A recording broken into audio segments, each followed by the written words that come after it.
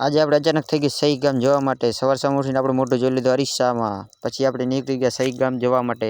Highway ઉપર પહોંચી ગયા અને પહોંચી ગયા ગાગોદર। ગાગોદરથી રસ્તો પકડીને આપણે નીકળી ગયા સહી ગામ તરફ। પછી આપણે પહોંચી ગયા સહી। આપણે જાતા હોય ને કાંક વચ્ચે થાય નહીં એવું બને નહીં। પછી આપણે પહોંચી ગયા જ્યાં આપણે માલ ભરવા જવાનો હતો। ફાઇનલી આપણે પહોંચી ગયા અને આપણે સેન્ટિંગનું સામાન ભરવાનું હતું। આપણે સેન્ટિંગનું સામાન ભરવા લાગી ગયા હતા। ફાઇનલી આપણે સેન્ટિંગનું સામાન ભરી લીધું અને નીકળી ગયા ઘર તરફ।